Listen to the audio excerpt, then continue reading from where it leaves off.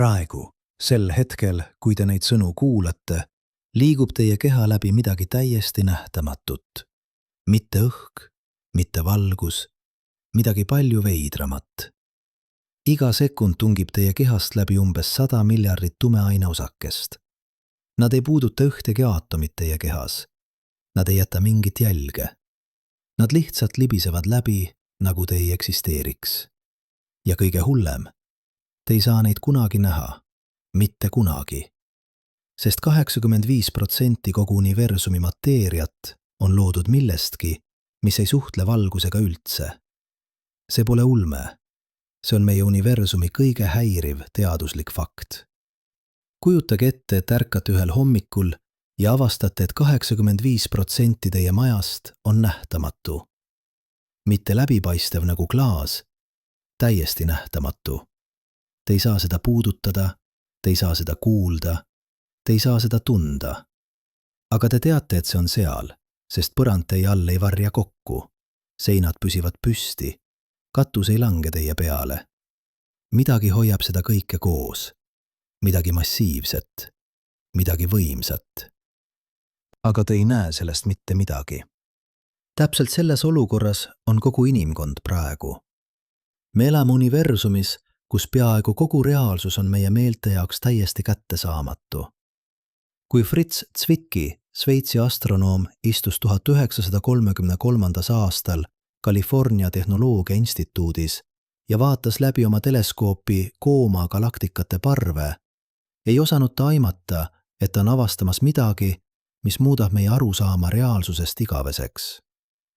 Ta mõõtis, kui kiiresti galaktikad selles parves liiguvad. Matemaatika oli lihtne. Kui galaktikad liiguvad liiga kiiresti, peaks gravitatsioon olema liiga nõrk, et neid koos hoida. Parv peaks lagunema. Aga see ei lagunenud. Zwicky tegi arvutused uuesti ja uuesti ja uuesti. Iga kord sama tulemus. Galaktikad liikusid 5–10 korda kiiremini, kui nad peaksid. Midagi hoidis neid koos. Midagi massiivset. Midagi, mida ta ei näinud. Ta nimetas seda dunkle mateeria, tume aine. Saksa keeles kõlas see veelgi salapärasemalt. Aga teised astronoomid ei võtnud teda tõsiselt. Liiga radikaalne, liiga uskumatu. Kindlasti on lihtsam selgitus. Järgmised 40 aastat ignoreeris teadusmaailm Zwicky avastust peaaegu täielikult.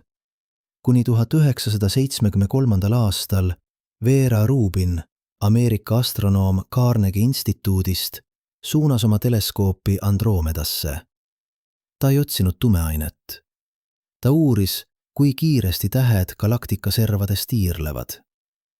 Klassikaline füüsika ütles selgelt, mida kaugemal täht galaktika keskusest, seda aeglasemalt see peaks liikuma. Täpselt nagu planeedid meie päikesesüsteemis. Neptuun liigub palju aeglasemalt kui Merkuur. Aga Andromedas ei juhtunud seda. Tähed galaktika servades liikusid sama kiiresti kui tähed keskel, mõnikord isegi kiiremini. See oli võimatu, täiesti võimatu. Välja arvatud juhul, kui seal oli midagi veel, midagi nähtamatut. Midagi, mis moodustas tohutut sfääri ümber kogu galaktika. Midagi, mille mass oli 5–10 korda suurem kui kõigi nähtavate tähtede mass kokku. Rubin kontrollis oma mõõtmisi. Ta uuris teisi galaktikaid. 10, 20, 50. Iga kord sama tulemus. Iga galaktika oli ümbritsetud millestki nähtamatust. Millestki massiivsest. Millestki, mis ei kiirganud valgust. Teadusmaailm ei saanud enam ignoreerida. Zwicky oli olnud õigel teel 40 aastat tagasi. Aga mis see oli? Mis võis olla nii massiivne, aga täiesti nähtamatu? Esimesed hüpoteesid olid loomulikult kõige lihtsamad. Võib-olla on seal lihtsalt palju tavalisi objekte, mis ei kiirga valgust. Mustad augud, neutrontähed, pruunid kääbused, planeedid, kosmosetolm. Kõik see, mida me ei näe, sest see on liiga tume või liiga väike. Aga matemaatika ei toiminud. Isegi kui kogu ruum oleks täis musti auke ja neutrontähti, ei oleks neid piisavalt. Mitte lähedalegi. Vajaks 100 triljoneid musti auke igas galaktikas. Kus nad kõik oleksid tekkinud? Kuidas nad oleksid jaotunud täpselt õigesse kohta? Võimatu. Siis tuli järgmine hüpotees. Võib-olla on meie gravitatsiooniteooria vale. Võib-olla Einsteini üldrelatiivsusteooria ei tööta galaktilistes mastaapides. Võib-olla peame leiutama uue füüsika.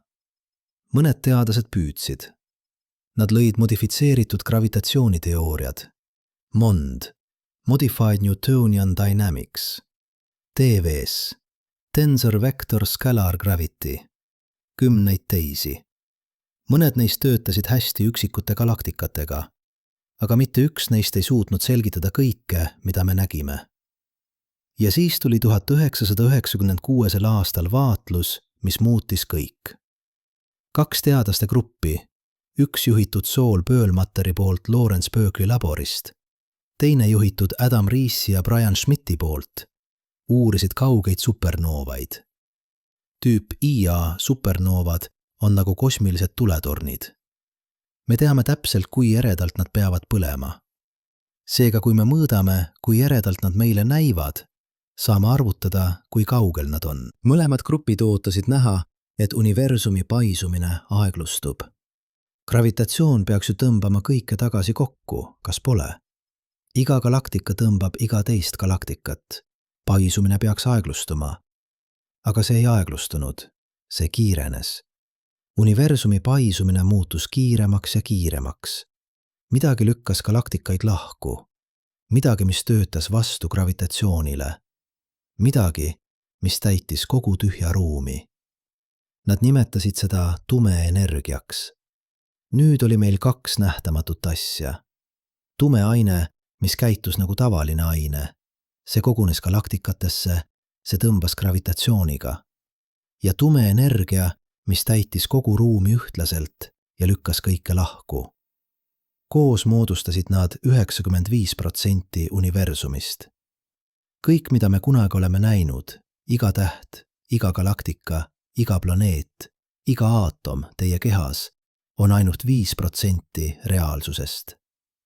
Aga kuidas me saame olla kindlad? Kuidas me teame, et see pole lihtsalt viga meie mõõtmistes?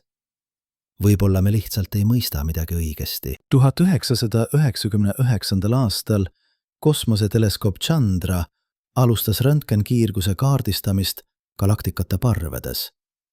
Röntgenkiirgus tuleb kuumast gaasist, miljoneid kraade kuuma gaasi, mis täidab ruumi galaktikate vahel.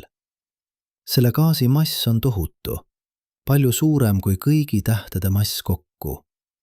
Aga isegi see ei olnud piisav. Isegi kui liita kokku kõik tähed, kogu gaas, kõik mustad augud, kõik neutrontähed, kõik planeedid, ikka oli vaja 5 korda rohkem massi, et selgitada, kuidas galaktikad liiguvad. Siis tuli kõige veenvam tõend. 1996. aastal kosmoseteleskoop Hubble pildistas midagi erakordset. 2 galaktikate parve, bullet cluster, olid just kokku põrganud. Põrge oli nii võimas, et kuuma gaasi pilved aeglustusid ja jäid keskele. Aga galaktikad ise libisesid läbi, nagu midagi poleks juhtunud. Teadlased mõõtsid gravitatsioonilist moonutust, kuidas valgus kaugematest galaktikatest paindub, kui see läbib parve. See näitas, kus mass tegelikult on. Ja mass ei olnud seal, kus gaas oli. Mass oli seal, kus galaktikad olid. Aga palju rohkem massi kui galaktikad ise. Nähtamatu mass oli läinud läbi põrkest, nagu midagi poleks juhtunud. Täpselt nagu tume aine peaks käituma, läbides kõike, ilma et see kunagi puudutaks midagi. See oli otsene tõend, visuaalne tõend. Tume aine oli reaalne. Aga mis see on? Millest see koosneb? Esimene loomulik kandidaat olid neutriinod. Need on osakesed, mis juba eksisteerivad. Me teame, et nad on olemas. Nad läbivad meid triljonite kaupa iga sekund. Nad peaaegu ei suhtle tavalise materjaliga. täiuslik tumeaine kandidaat, kas pole? Aga neutriinod on liiga kerged. Isegi kui kogu universum oleks täis neutriinoid, ei oleks neid piisavalt. Ja veel hullem, neutriinod liiguvad liiga kiiresti. Nad on kuum tumeaine. Nad ei saaks koguneda galaktikatesse õigel viisil. Arvutisimulatsioonid näitasid selgelt. Kui tumeaine oleks neutriinod, näeksid galaktikad täiesti teistsugused välja. Seega peab tumeaine olema midagi muud. Midagi, mida me pole veel avastanud. Midagi, mis liigub aeglaselt. Külm tumeaine. Midagi, mis suudab koguneda galaktikatesse. Midagi, mis on massiivne, aga ei suhtle valgusega üldse. Teoreetilised füüsikud hakkasid pakkuma kandidaate. WIMPs, Weakly Interacting Massive Particles, nõrgalt interakteeruvad massiivsed osakesed. Võib-olla nad on 10 korda raskemad kui prooton, võib-olla 100 korda, võib-olla 1000 korda. Nad suhtlevad ainult gravitatsiooni ja nõrga tuumaväe kaudu, mitte kunagi elektromagnetismi kaudu. Või võib-olla aksionid, hüpoteetilised osakesed, mis on miljoneid kordi kergemad kui elektron, aga neid on nii tohutult palju, et nad moodustavad kogu tumeaine. Või võib-olla steriilsed neutriinod, mis ei suhtle isegi nõrga tuumaväega. Või võib-olla midagi täiesti muud, midagi, mida me pole veel suutnud ette kujutada. Alates 21. sajandi algusest on teadlased ehitanud detektoreid üle kogu maailma. Sügaval maa all, kus kosmilised kiired ei jõua. Tohutud mahutid vedelat ksenooni. Tohutud mahutid vedelat argooni. Ülipuhtad kristallid. Kõik ootamas, et üks tumeaine osake, ainult üks, põrkaks vastu aatomi tuuma. Gran Sasso mäetunnelites Itaalias. Soudan kaevanduses Minnesotas. Qingping tunnelites Hiinas. Polbi kaevanduses Inglismaal. 10 detektoreid, 10 eksperimente, miljoneid dollareid, 1000 teadlased. Ja mitte ühtegi signaali. Mitte ühtegi. Suur hadronite põrguti Genfis, maailma võimsaim osakeste kiirendaja, on püüdnud luua tumeaine osakesi. Nad põrgutavad prootoneid kokku peaaegu valguse kiirusel. Nad loovad tingimused, mis pole eksisteerinud pärast suurt pauku. Nad otsivad märke tumeaine osakestest. Mitte midagi. Kosmoseteleskoop Fermi otsib gamma-kiirgust. Märki sellest, et tumeaine osakesed hävitavad 11 galaktika keskuses. Kui 2 tumeaine osakest kohtuvad, peaksid nad hävima ja looma tavalisi osakesi. Need osakesed peaksid tekitama gamma-kiirgust. Mõned nõrgad signaalid, aga mitte midagi kindlat. Iga eksperiment muutub tundlikumaks. Iga detektor muutub suuremaks. Iga analüüs muutub täpsemaks. Aga tumeaine jääb nähtamatuks. Miks? Siin on kõige häirivam võimalus. Võib-olla tumeaine ei suhtle tavalise materjaliga üldse. Mitte kunagi. Mitte mingil viisil. Välja arvatud gravitatsiooni kaudu. Kujutage ette 2 universumit, mis eksisteerivad samas ruumis. Üks universum on meie. Aatomid, valgus, elektromagnetism. Kõik, mida me tunneme. Teine universum on tumeaine. Täiesti erinev füüsika, täiesti erinevad jõud, täiesti erinevad osakesed. Need 2 universumit ei puuduta kunagi üksteist. Nad ei suhtle kunagi. Nad lihtsalt jagavad sama ruumi. Ainus sild nende vahel on gravitatsioon. Me näeme tumeaine gravitatsioonilist mõju. Me näeme, kuidas see painutab valgust. Me näeme, kuidas see hoiab galaktikaid koos. Aga me ei saa kunagi puudutada seda. Me ei saa kunagi näha seda. Me ei saa kunagi mõõta seda otse. See on nagu elada majas, kus 85% ruumidest on lukustatud uste taga, millel pole ukselinke. Te teate, et ruumid on seal. Te tunnete nende kaalu. Te näete, kuidas nad mõjutavad maja struktuuri, aga te ei saa kunagi siseneda. Mitte kunagi. Ja siin on veel häirivam mõte. Võib-olla tumeaine universum on palju keerulisem kui meie oma. Võib-olla seal on oma tähed, oma planeedid, oma galaktikad, oma struktuurid, mida me ei suuda ette kujutada. Aga me ei näe neist mitte midagi, sest nad ei kiirga elektromagnetilist kiirgust. Mõelge sellele. Praegu, sel hetkel võib teie kehast läbi liikuda tumeaine planeet või tumeaine täht või midagi veel veidramat. Ja te ei tunne seda mitte kunagi. Mõned teoreetilised füüsikud on läinud veelgi kaugemale. Võib-olla tumeaine pole üldse osakesed. Võib-olla see on midagi fundamentaalsemat.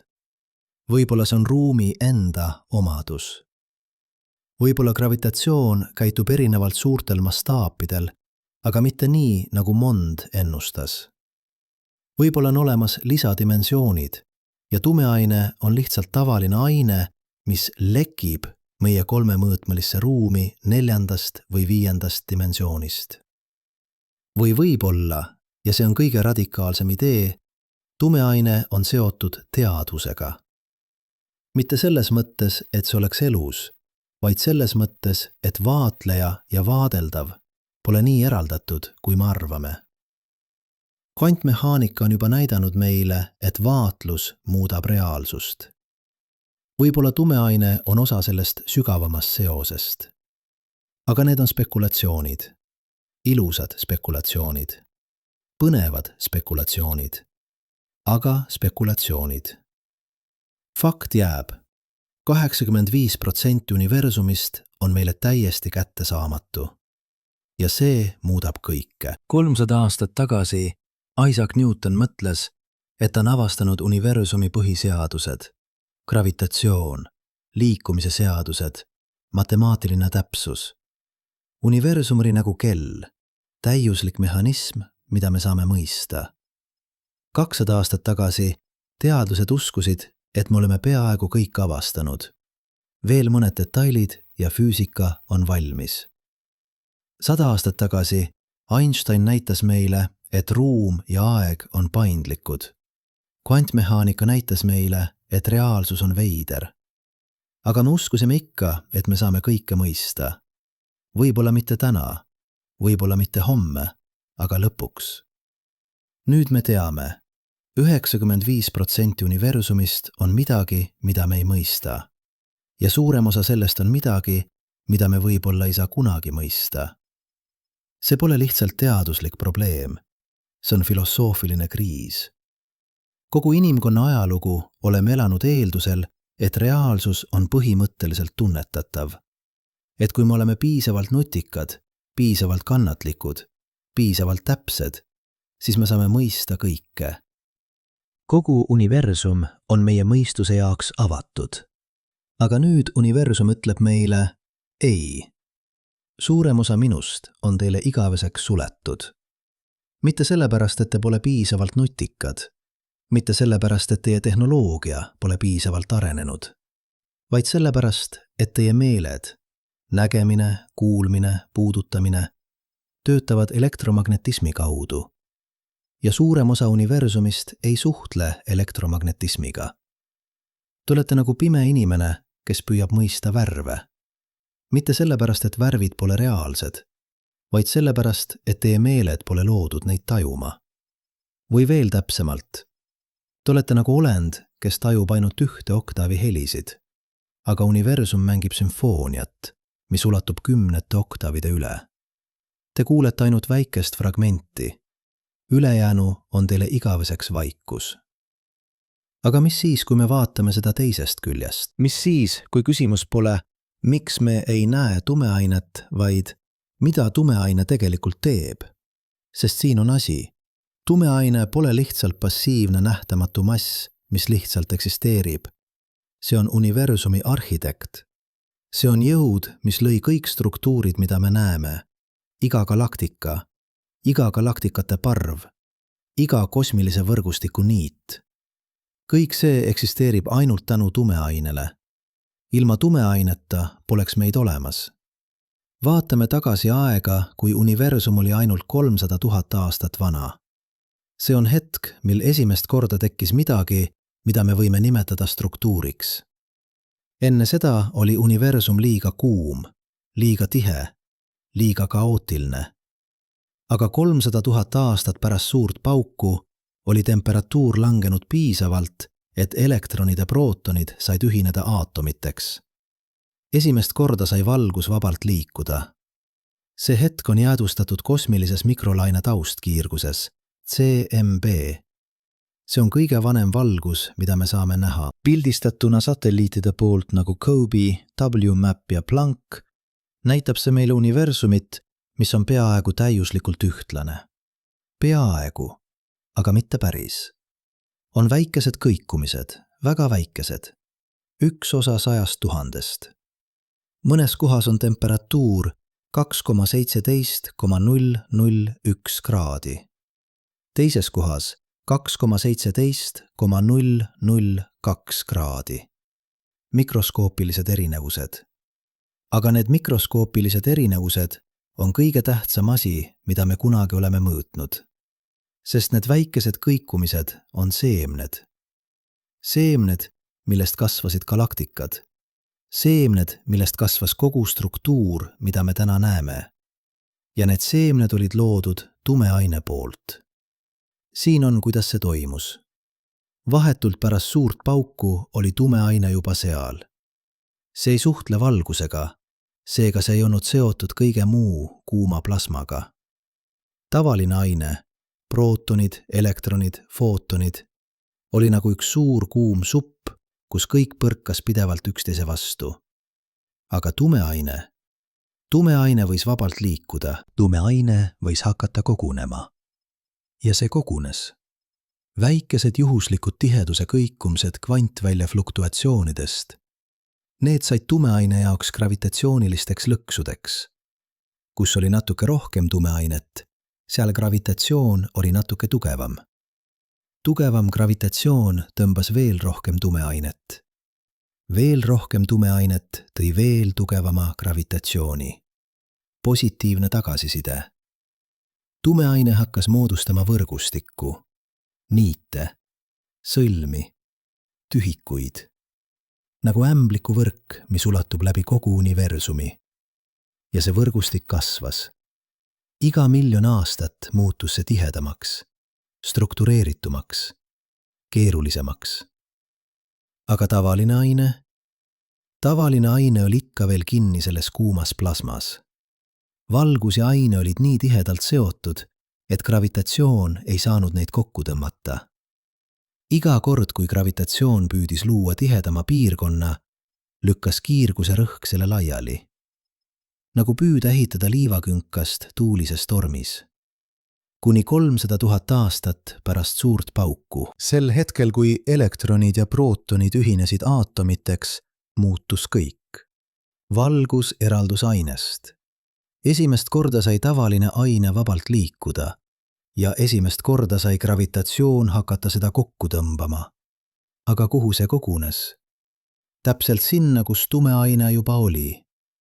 Tumeaine oli juba loonud võrgustiku. Tumeaine oli juba loonud gravitatsioonilised augud.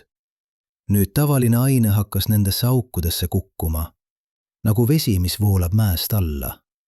Tavaline aine kogunes tumeaine võrgustiku sõlmedesse ja seal, kus piisavalt palju tavalist ainet kogunes, tekkisid esimesed tähed, esimesed galaktikad.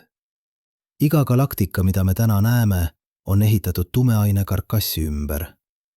Tumeaine on nähtamatu tellingud, tavaline aine, tähed, gaas, planeedid, meie, on lihtsalt dekoratsioon nende tellingute peal.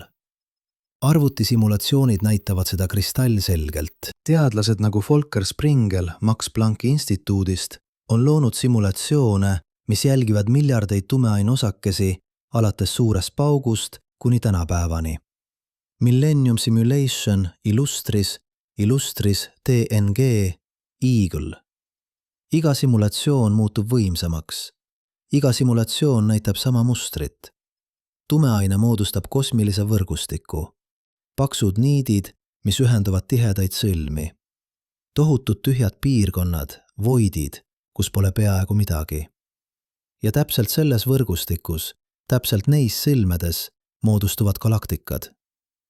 Kui te võtate simulatsiooni ja eemaldate tumeaine, jääb ainult kaos. Tavaline aine ei suuda luua struktuure. Gravitatsioon on liiga nõrk. Kiirguse rõhk on liiga tugev. Galaktikad ei moodustu. Tähed ei moodustu. Meie ei moodustu. Aga lisage tumeaine tagasi ja kohe ilmub kord, struktuur, ilu. Siin on veel üks hämmastav detail. Kui teadlased mõõdavad galaktikate jaotust täna, miljoneid galaktikaid, miljardeid valgusaastaid eemal, ja võrdlevad seda kosmilise mikrolaine taustkiirguse mustritega 300 000 aastat pärast suurt pauku, siis nad näevad täpset vastavust.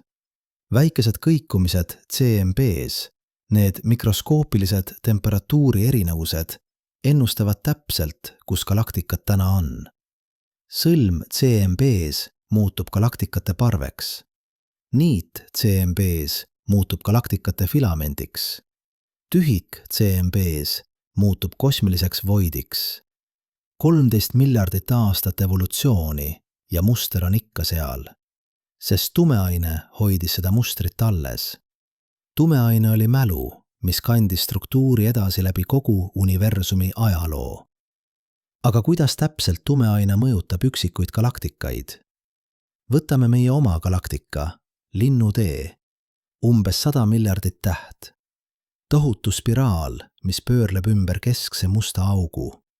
Aga see, mida me näeme, kõik need tähed, kogu see valgus, on ainult väike osa. Linnutee tegelik mass on umbes 10 korda suurem kui kõigi tähtede mass kokku. Kus on see mass? Tumeaine haalo. Tohutu sfääriline pilv tumeainet, mis ümbritseb kogu galaktikat. See haalo ulatub kaugemale kui viimased nähtavad tähed. Võib-olla 2 korda kaugemale, võib-olla 3 korda. Me ei tea täpselt, kus see lõpeb, sest me ei näe seda.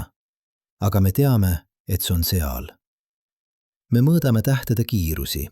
Me mõõdame gaasi liikumist. Me mõõdame, kuidas satelliitgalaktikad, väikesed galaktikad, mis tiirlevad Linnutee ümber, käituvad. Ja kõik see ütleb meile, seal on tohutu nähtamatu mass. See mass hoiab Linnuteed koos. Ilma selleta liiguksid tähed galaktika servades liiga kiiresti. Nad põgeneksid. Galaktika laguneks.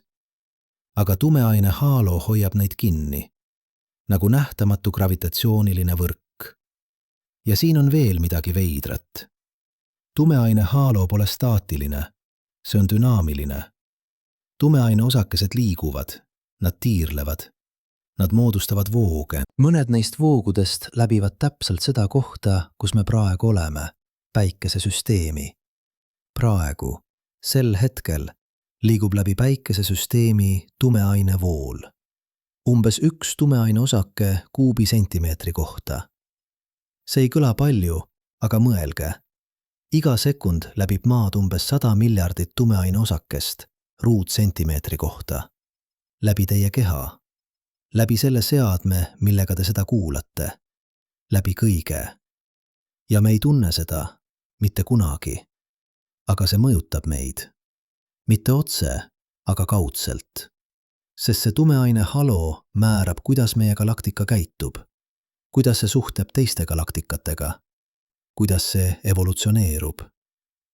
Näiteks, Linnutee ja Andromeeda galaktika liiguvad teineteise poole. Umbes 40 aastat pärast praegust hetke nad põrkavad kokku. Aga see pole lihtsalt 2 galaktika põrge. See on 2 tumeaine halopõrge. 2 tohutut nähtamatut struktuuri, mis läbivad üksteist. Ja see määrab, mis juhtub tähtedega, mis juhtub gaasiga, mis juhtub planeetidega. Arvutisimulatsioonid näitavad, et kui Linnutee ja Andromeeda põrkavad, siis esimesel läbimisel nad ei ühine. Nad läbivad üksteist, aga nende tumeaine halod hakkavad gravitatsiooniliselt suhtlema. Nad aeglustavad üksteist. Ja lõpuks, umbes 6 miljardit aastat pärast esimest põrget, nad ühinevad üheks suureks elliptiliseks galaktikaks. Kogu see protsess on määratud tumeaine poolt. Tavaline aine, tähed, gaas, lihtsalt järgib tumeaine gravitatsioonilist tantsu. Aga lähme veel suuremasse mastaapi. Galaktikate parve. Tohutud struktuurid, kus sajad või tuhanded galaktikad on seotud ühise gravitatsiooniga. Koomaparv, mida Fritz Zwicky uuris.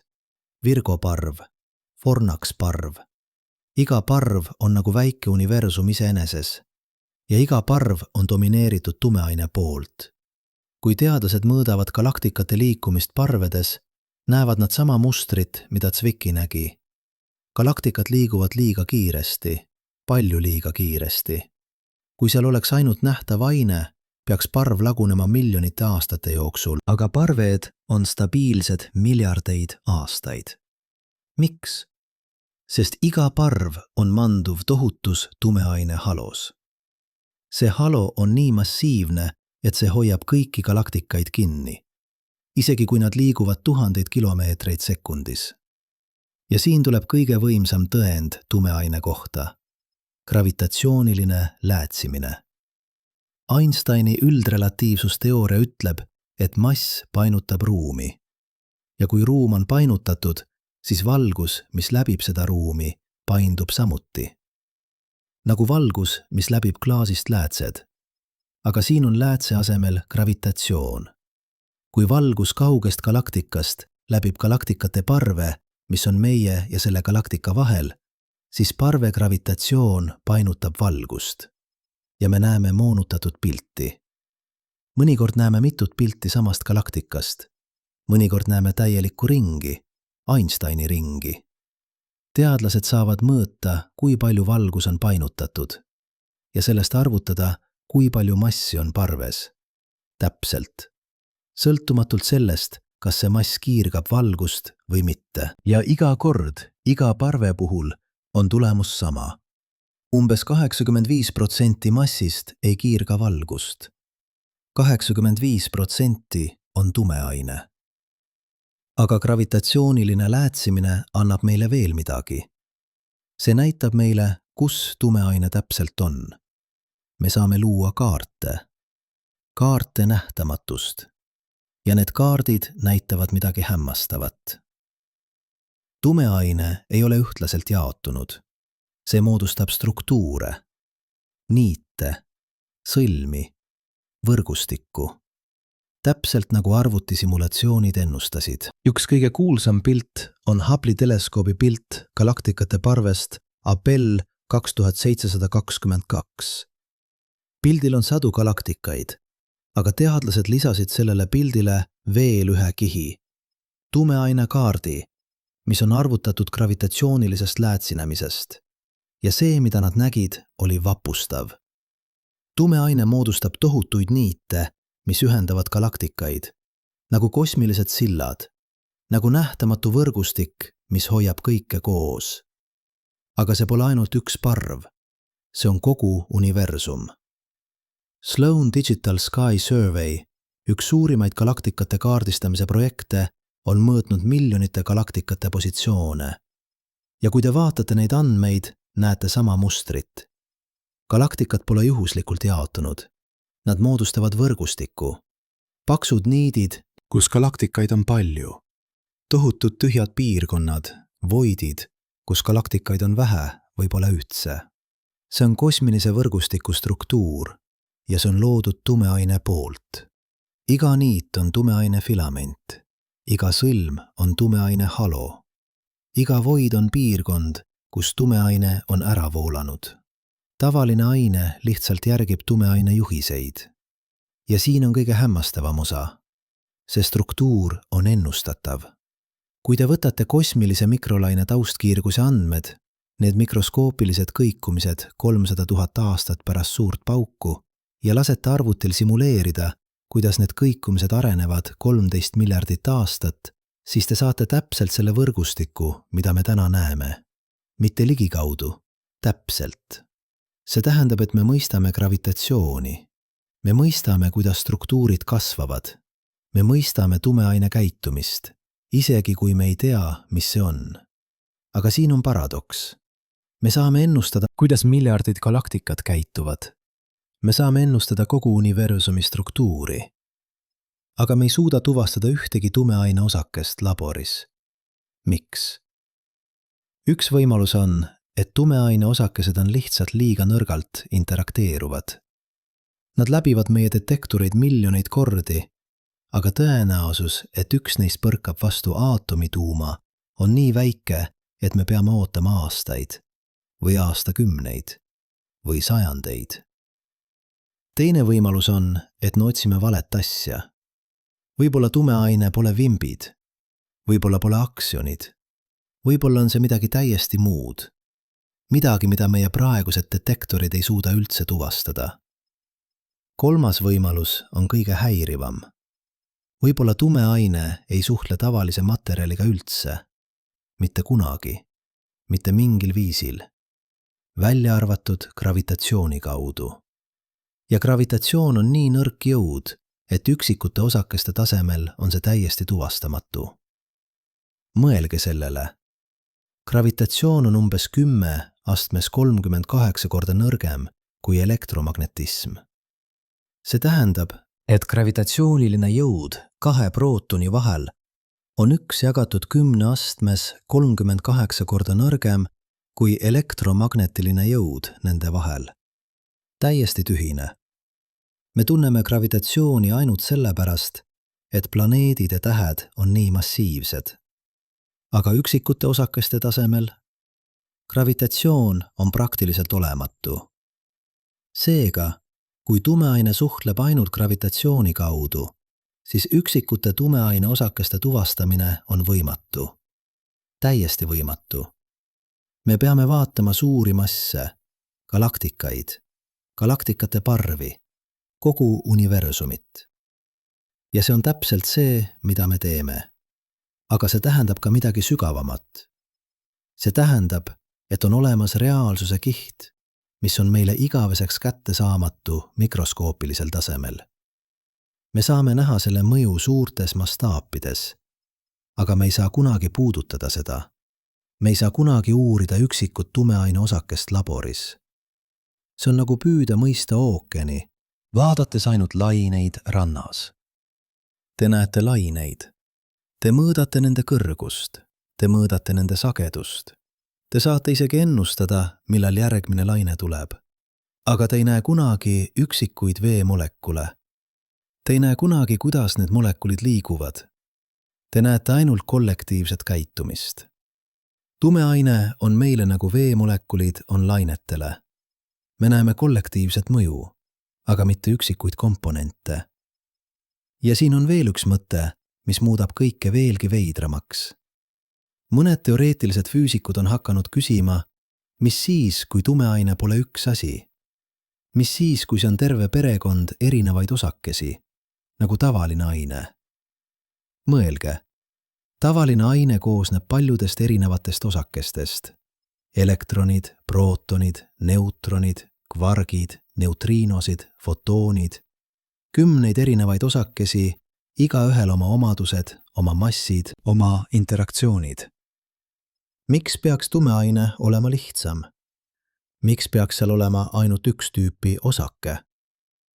Võib-olla tumeaine universum on sama keeruline kui meie oma.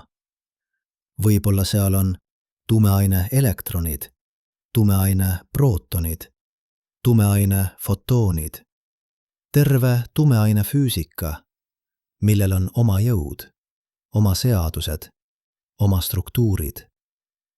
Ja võib-olla, see on kõige spekulatiivsem idee, tumeaine võib moodustada keerulisi struktuure, mitte ainult hajusaid halossid, vaid midagi organiseeritumat. Tumeaine aatomeid, tumeaine molekule, tumeaine objekte. Mõned teadlased on isegi spekuleerinud, võib-olla on olemas tumeaine planeedid, tumeaine 38 tähed. Mitte selles mõttes, et nad kiirgaksid valgust, vaid selles mõttes, et nad on gravitatsiooniliselt seotud objektid, mis eksisteerivad paralleelselt meie universumiga. Praegu võib teie läheduses olla tumeaine, planeet 41, sama suur kui Maa, sama massiivne kui Maa, aga täiesti nähtamatu, läbimas sama ruumi ja te ei tunne seda, mitte kunagi. see kõlab nagu ulme ja võib-olla see ongi. Aga punkt on, me ei tea. Me tõesti ei tea. Tumeaine võib olla palju keerulisem, kui me oskame ette kujutada. Või võib-olla see on palju lihtsam. Võib-olla see on lihtsalt üks tüüpi osake, mis ei tee mitte midagi peale gravitatsiooni. Võib-olla kogu see spekulatsioon keeruliste tumeaine struktuuride kohta on lihtsalt meie kujutlusvõime mäng. Aga fakt jääb. Me ei tea. Ja see teadmatus on häiriv, sest tumeaine pole mingi eksootilise nähtuse ääremärkus. See on domineeriv komponent universumis. See on arhitekt, mis lõi kõik struktuurid. See on jõud, mis hoiab galaktikaid koos. See on põhjus, miks me eksisteerime. Ja me ei tea, mis see on. 30 aastat intensiivseid otsinguid, 10 eksperimente, miljoneid dollareid, 1000 teadlased ja mitte ühtegi kindlat tuvastat. Mõned teadlased hakkavad kahtlema. Võib-olla me otsime valet asja. Võib-olla tumeaine pole osakesed. Võib-olla peame mõtlema radikaalsemalt. Aga enamik teadlasi usub ikka. Tumeaine on reaalne. Tõendid on liiga tugevad, liiga järjepidevad, liiga ennustatavad. Probleem pole selles, et tumeaine pole olemas. Probleem on selles, et me pole veel leidnud õiget viisi seda tuvastada. Ja otsing jätkub. Uued detektorid muutuvad suuremaks, tundlikumaks. Nad paigutatakse sügavamale maa alla, kus kosmilised kiired ei jõua. Nad kasutavad puhtamaid materjale, täpsemaid mõõtmisi, keerulisemaid analüüse. Suur hadronite põrguti valmistub järgmiseks faasiks. High Luminosity LHC. Veel võimsam, veel rohkem kokkupõrkeid, veel rohkem andmeid. Kosmoseteleskoop James Webb, Hubble'i järglane, vaatab kõige kaugemaid galaktikaid. Galaktikaid, mis moodustusid ainult paarsada miljonit aastat pärast suurt pauku. Kuidas need galaktikad moodustusid nii kiiresti? Tumeaine peab olema vastus. Ja uued gravitatsioonilise läätsinemise uuringud muutuvad täpsemaks. Euclid missioon, Nancy Grace Roman teleskoop, Vera Rubin Observatory. Kõik need instrumendid kaardistavad tumeaine jaotust üle kogu taeva. Miljonid galaktikad, miljardid andmepunktid. Võib-olla kusagil neis andmetes on vihje, väike anomaalia, midagi, mis ei sobi standardmudelisse. Midagi, mis viitab sellele, mis tumeaine tegelikult on. Või võib-olla mitte. Võib-olla tumeaine jääb igaveseks saladuseks. Mitte sellepärast, et me pole piisavalt mõttikad, vaid sellepärast, et universum on lihtsalt nii ehitatud. Suurem osa reaalsusest on meile kättesaamatu ja see toob meid tagasi algse küsimuse juurde. Mis see meile ütleb meie koha kohta universumis? 300 aastat oleme elanud valgustusajastu pärandiga. Idee, et mõistus võib kõike mõista, et teadus võib kõik saladused lahendada, et universum on põhimõtteliselt tunnetatav. Aga tumeaine ütleb meile ei. Suurem osa universumist pole teie jaoks. Suurem osa reaalsusest on teile igaveseks suletud. Mitte sellepärast, et te pole piisavalt arukad, vaid sellepärast, et teie meeled, teie instrumendid, teie kogu viis reaalsust tajuda on seotud elektromagnetismiga. Ja suurem osa universumist ei suhtle elektromagnetismiga. Te olete nagu olend, kes elab kahemõõtmelises maailmas ja püüab mõista 3. dimensiooni. Te näete varje, te näete projektsioone, aga te ei näe kunagi täielikku pilti. Või veel täpsemalt, te olete nagu olend, kellel on ainult üks meel, näiteks kuulmine, ja kes püüab mõista maailma, mis on peamiselt visuaalne. Te kuulete helisid. Te saate järeldada, et seal on midagi, mis neid helisid tekitab. Aga te ei näe kunagi värve.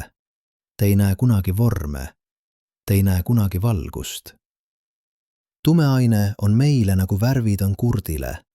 Reaalne, mõjukas. aga igaveseks kättesaamatu. Ja see pole lihtsalt filosoofiline küsimus. See muudab, kuidas me peaksime mõtlema teadusest, kuidas me peaksime mõtlema teadmisest, kuidas me peaksime mõtlema tõest. Sest kui 95% universumist on meile kättesaamatu, siis mis me tegelikult teame? Aga nüüd peame rääkima millestki veel veidramast. Millestki, mis muudab kogu pildi veelgi häirivamaks. Tumeaine pole ainus nähtamatu komponent universumis. On veel midagi. Midagi, mis on veelgi salapärasem. Midagi, mis moodustab 68% kogu universumist. Midagi, mis ei käitu nagu aine üldse. Tume energia. Ja siin on kõige hämmastavam osa. Tumeaine ja tumeenergia on täiesti erinevad asjad. Nad ei ole seotud. Nad käituvad vastupidiselt. Tumeaine tõmbab asju kokku, tumeenergia lükkab asju lahku. Tumeaine koguneb galaktikatesse, tumeenergia täidab kogu ruumi ühtlaselt. 2 täiesti erinevat nähtamatut jõudu.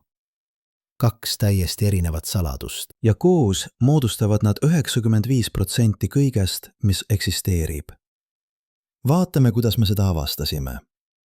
1996 aastal 2 sõltumatut teadlaste gruppi, üks juhitud Saul Perlmutteri, teine juhitud Adam Riesi ja Brian Schmidti, uurisid kõige kaugemaid supernoovaid, mida nad suutsid leida.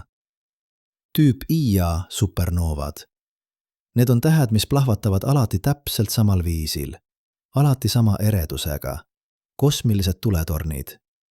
Kui te teate, kui ere midagi tegelikult on ja mõõdate, kui ere see teile näib, saate arvutada, kui kaugel see on. Lihtne geomeetria. Ja kui te teate, kui kaugel see on ja mõõdate, kui palju selle valgus on nihkunud punase poole, punanihe, saate arvutada, kui kiiresti universum sel ajal paisus. Mõlemad grupid ootasid näha sama asja. Universum paisub, aga gravitatsioon peaks seda paisumist aeglustama. Iga galaktika tõmbab iga teist galaktikat. Aeglustus peaks olema mõõdetav.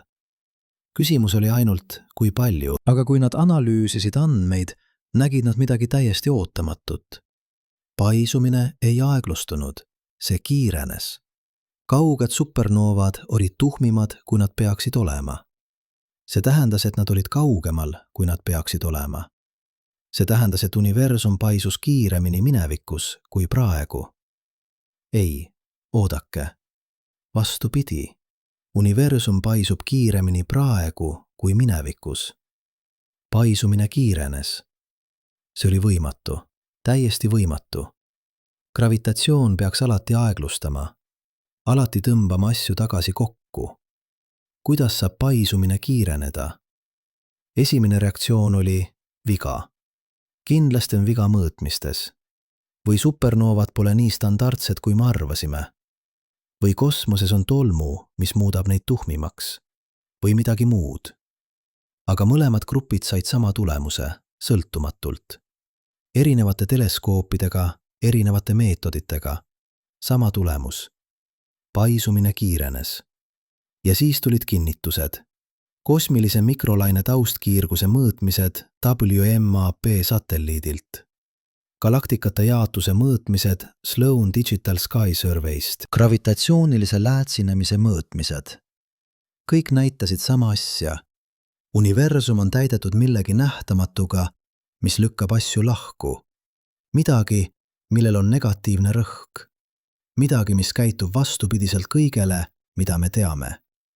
Nad nimetasid seda tumeenergiaks. Aga see nimi on eksitav. See pole energia tavalises mõttes. See pole kiirgus, see pole soojus. See on midagi fundamentaalsemat. Midagi, mis on seotud ruumi enda omadustega. Üks võimalus, kõige lihtsam võimalus, on see, mida Einstein nimetas kosmoloogiliseks konstandiks, lambda. Idee on lihtne. Tühi ruum pole tegelikult tühi. Sellel on energia, väga väike energia, aga kui teil on piisavalt ruumi, muutub see energia märgatavaks. Ja siin on võtmekoht. kui ruum paisub, tekib rohkem ruumi.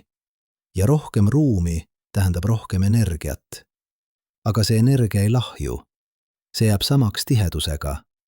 Seega, mida rohkem universum paisub, seda rohkem tume energiat on. Ja seda kiiremini see paisub.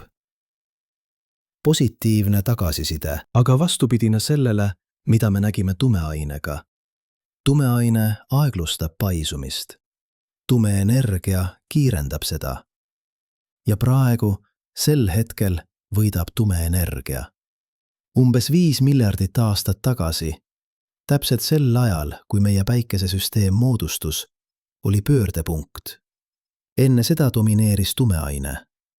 Gravitatsioon aeglustas paisumist. Aga siis universum oli paisunud piisavalt suureks. Tumeaine oli lahjenenud piisavalt. Ja tumeenergia hakkas domineerima. Alates sellest hetkest on paisumine kiirendatud. Ja see kiirendus muutub iga miljardi aastaga tugevamaks. Mida see tähendab tuleviku jaoks? Kui tumeenergia jääb konstandiks, kui see on tõesti Einsteini kosmoloogiline konstant, siis universum jätkab paisumist igavesti. Iga miljard aastat muutub paisumine kiiremaks. Galaktikad liiguvad üksteisest kaugemale. Galaktikate parved lagunevad. Lõpuks jääb iga galaktika üksi, ümbritsetuna kasvavast tühjusest. Umbes 100 miljardit aastat tulevikus, kui inimkond või ükskõik mis tsivilisatsioon veel eksisteerib, ei näe nad enam teisi galaktikaid. Kõik galaktikad väljaspool meie kohalikku gruppi on liikunud nii kaugele, et nende valgus ei jõua enam meieni. Taevas on tühi. Ainult meie oma galaktika ja mõned satelliidid. Ja astronoomid sel ajal, kui nad vaatavad taevast, näevad universumit, mis näib olevat ainult üks galaktika. Nad ei näe paisumist. Nad ei näe suurt pauku. Nad ei näe kosmilise mikrolaine taustkiirgust, sest see on nihkunud nii punase poole, et see on tuvastamatu. Nad elavad universumis, mis näib olevat staatiline, igavene, muutumatu. Ja nad ei tea, et nad eksivad. Nad ei tea, et miljardid aastad tagasi oli universum täis galaktikaid. Nad ei tea, et oli suur pauk. Nad ei tea tõelist ajalugu. Me elame erilises ajastus. Ajastus, kus me saame veel näha teisi galaktikaid. Ajastus, kus me saame veel mõõta paisumist. Ajastus, kus me saame veel avastada universumi tõelist loomust. Aga see aken sulgub. Aeglaselt, vältamatult. Ja siin on veel häirivam mõte. Mis siis, kui meie oleme juba selles olukorras? Mis siis, kui on olemas reaalsuse kihte, mis on meile juba kätte saamatud? Mitte tulevikus, praegu. Mõelge sellele. Kosmilise mikrolaine taustkiirgus näitab meile universumit, mis on 300 000 aastat vana. See on kõige vanem valgus, mida me saame näha. Aga mis oli enne seda? Esimesed 300 000 aastat pärast suurt pauku oli universum läbipaistmatu. Valgus ei saanud vabalt liikuda. Iga footon põrkas pidevalt elektronide vastu. See oli nagu elada paksus udus või sügaval ookeanis. Valgus ei jõudnud kaugele. Seega me ei saa kunagi näha seda aega otse. Mitte kunagi. See on meile igaveseks suletud. Aga me saame järeldada. Me saame kasutada füüsikat. Me saame kasutada matemaatikat. Me saame luua mudeleid. Ja need mudelid ütlevad meile midagi hämmastavat. Esimesed 300 000 aastat olid kõige olulisemad. Sel ajal määrati kõik. Tumeaine hakkas kogunema. Seemned, millest kasvasid galaktikad, olid juba seal. Kogu struktuur, mida me täna näeme, oli juba kodeeritud nendesse varjastesse kõikumistesse. Aga me ei näe seda otse. Me näeme ainult tulemust. Ja veel varem, esimene sekund pärast suurt pauku, esimene mikrosekund, esimene nanosekund. Seal toimusid asjad, mis määrasid kogu universumi saatuse. Inflatsioon, periood, mil universum paisus eksponentsiaalselt. Kvargi-gluooni plasma, olek, kus prootonid ja neutronid pole veel moodustunud. elektronõrga jõu sümmeetria purustamine, Higgsi välja aktiveerimine. Kõik see juhtus esimese sekundi jooksul ja see määras kõik füüsikalised konstandid, kõik osakeste massid, kõik jõudude tugevused, kõik, mis muudab meie universumi selliseks, nagu see on. Aga me ei näinud seda. Me ei saa kunagi näha seda. Me saame ainult järeldada, ainult arvutada, ainult oletada. Ja siin tuleb kõige sügavam küsimus. Kui palju reaalsusest on meile põhimõtteliselt kättesaamatu? Mitte ainult tumeaine, mitte ainult tume energia, vaid kõik, mis on väljaspool meie vaatlushorisont. Praegu, sel hetkel, on universum umbes 13,8 miljardit aastat vana. Valgus on liikunud selle aja jooksul umbes 13,8 miljardit valgusaastat. See on meie vaatlushorisondi raadius, aga universum on suurem, palju suurem. Kui inflatsiooniteooria on õige ja kõik tõendid viitavad sellele, siis nähtav universum on ainult väike osa kogu universumist. Võib-olla üks osa miljardist, võib-olla üks osa triljonist, võib-olla lõpmatu. Seal, kaugemal meie horisondi, on rohkem galaktikaid, rohkem tähti, rohkem planeete, võib-olla rohkem tsivilisatsioone. Aga me ei näe neid kunagi, mitte kunagi, sest nende valgus pole jõudnud meieni ja paisumise kiirenduse tõttu ei jõua see kunagi. Need galaktikad eksisteerivad praegu, sel hetkel, aga nad on meile igaveseks kättesaamatud. Ja kui inflatsioon on tõesti toimunud, siis on veel midagi. Teised taskud, teised piirkonnad, kus inflatsioon lõppes erinevalt, teised universumid, igaühel oma füüsikalised konstandid, igaühel oma osakesed, igaühel oma jõud. Mõnes neist universumites on prooton 10 korda raskem, mõnes on elektromagnetism tugevam, mõnes pole Higgsi välja, mõnes on 5 dimensiooni, mitte 4. Ja me ei näe neid kunagi. Nad on meile igaveseks suletud. Multiversum, lõpmatu arv universumeid, igaüks oma reeglitega. Ja meie näeme ainult ühte, meie oma. Aga kas see on teadus või filosoofia või spekulatsioon? Siin on probleem. Kui midagi on põhimõtteliselt vaatlematu, kas see on siis reaalne? Kui me ei saa kunagi testida, kas teised universumid eksisteerivad, kas me peaksime uskuma neid? Mõned teadlased ütlevad, ei. Kui midagi pole vaadeldav, pole see teadus. See on metafüüsika, see on filosoofia, see on usk. Teised ütlevad, aga oodake, inflatsiooniteooria ennustab multiversumit ja inflatsiooniteooria on testitud. Me näeme selle jälgi kosmilises mikrolaine taustkiirguses. Seega, kui teooria on õige ja teooria ennustab multiversumit, siis multiversum on reaalne, isegi kui me ei saa seda otse vaadelda. See on sama loogika, millega me usume tumeainet. Me ei näe tumeainet otse, aga me näeme selle mõju. Ja see mõju on nii järjepidev, nii ennustatav, et me peame uskuma, tumeaine on reaalne. Aga siin on erinevus. Tumeaine mõju on vaadeldav. Multiversumi mõju pole. Või on? Mõned teoreetilised füüsikud on pakkunud, et kui 2 mullist, 2 erinevat universumit põrkavad kokku inflatsioonifaasis, siis see jätab jälje. Väikese anomaalia kosmilises mikrolaine taustkiirguses. Väikese muhku temperatuurikaardil. Ja mõned teadlased on väitnud, et nad näevad selliseid anomaaliaid. Väikeseid mustrid, mis ei sobi standardmudelisse. Võib-olla need on tõendid teistest universumidest. Aga enamik teadlasi on skeptilised. Need anomaaliad võivad olla lihtsalt statistiline müra või mõõtmisvead või midagi muud, mitte tõendid multiversumist. Seega me ei tea. Me tõesti ei tea. Ja see toob meid tagasi algse küsimuse juurde. Kui palju reaalsusest on meile kättesaamatu? Vaatame kokkuvõtet. 5% universumist on tavaline aine, aatomid, valgus, kõik, mida me näeme, kõik, mida me puudutame, kõik, mida me teame.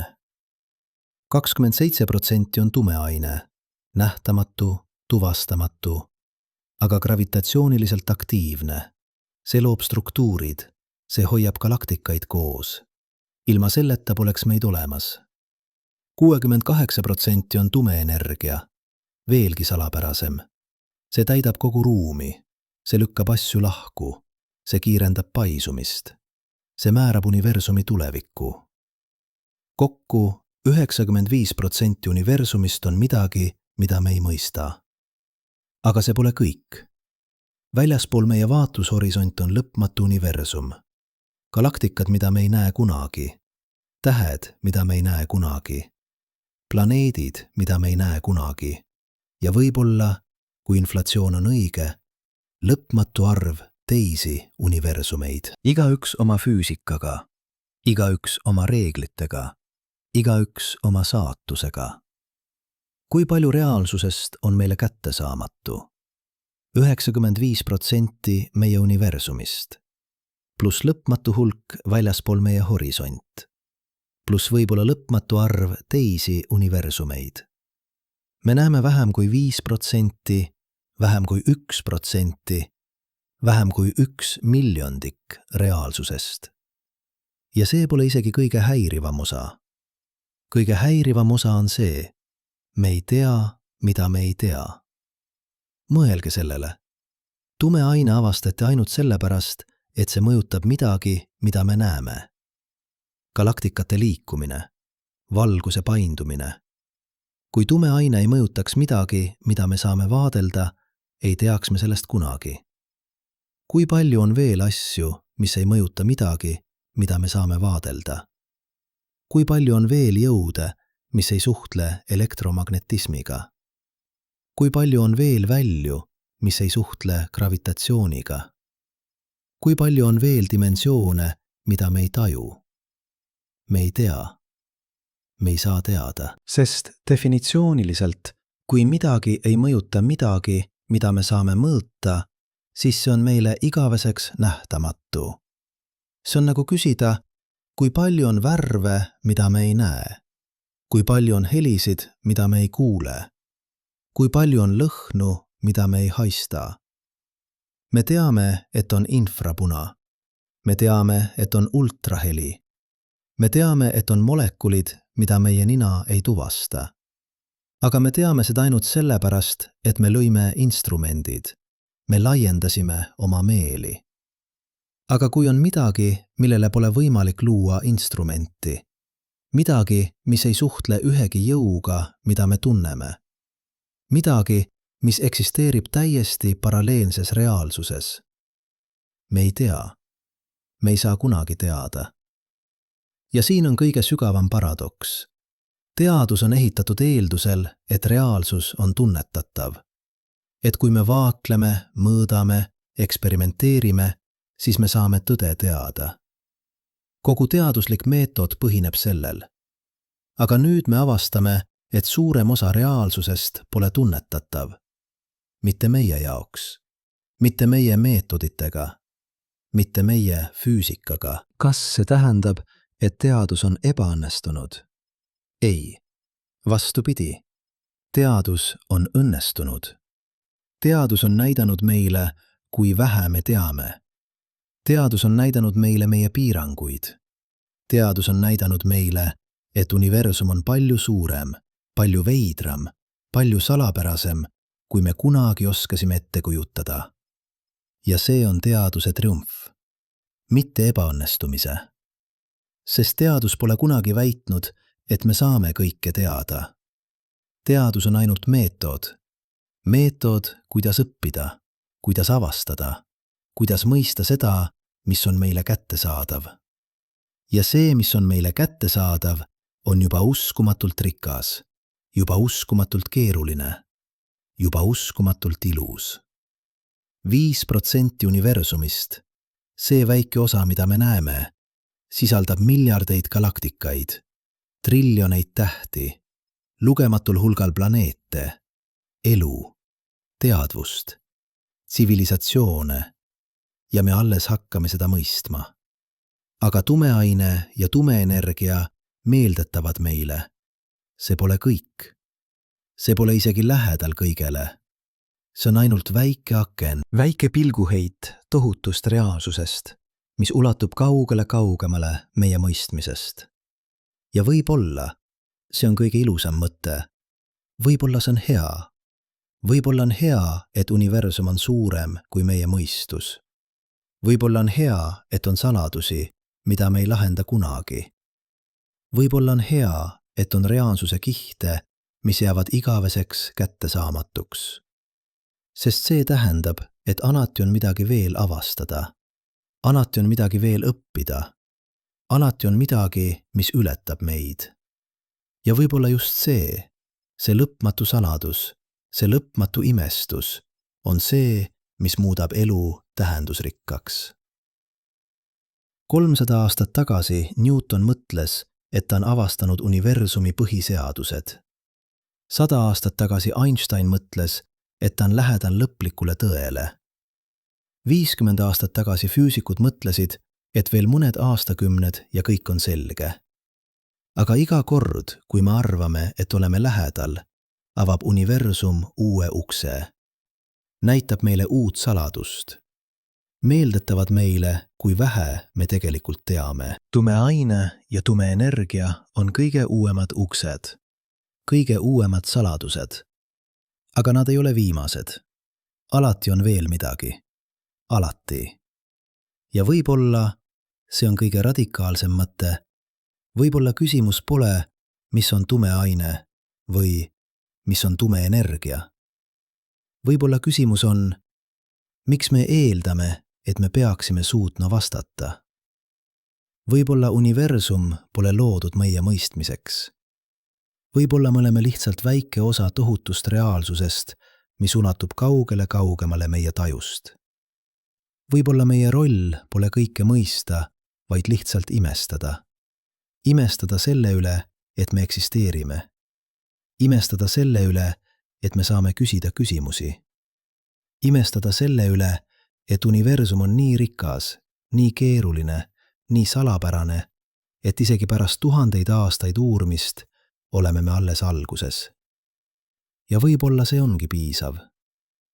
Aga ma mõistan täiesti, mida te praegu mõtlete. See kõik kõlab nagu loobumine, nagu kapituleerumine. Nagu ütleksime, me ei tea, seega me ei saa kunagi teada, seega miks üldse proovida. Ja ma tunnistan, see on täpselt see, mida paljud inimesed tunnevad, kui nad kuulevad esimest korda tumeainest ja tumeenergiast. See tunne, et teadus on jõudnud seina, et me oleme avastanud oma piirid, et edasi pole võimalik minna. Aga see pole tõsi. Ja ma tahan teile näidata, miks. Sest siin on asi.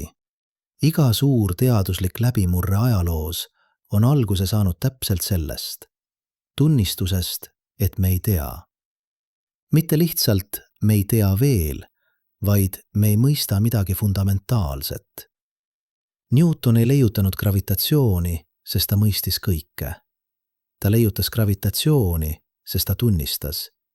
Ma ei mõista, miks planeedid liiguvad nii, nagu nad liiguvad. See tunnistus, see aus tunnistus, oli esimene samm. Einstein ei loonud relatiivsusteooria, sest ta oli rahul Newtoni seadustega. Ta lõi selle, sest ta tunnistas. Midagi on valesti. Valgus käitub veidrailt. Aeg käitub veidrailt. Ma ei mõista. Ja sellest tunnistusest kasvas revolutsioon. Kvantmehaanika, kogu see veider, vastuoluline, uskumatu teooria sündis tunnistusest. Aatomid ei käitu nii, nagu nad peaksid. Midagi fundamentaalset on meie arusaamises valesti. Iga kord, iga suur avastus algab tunnistusest. Ma ei tea.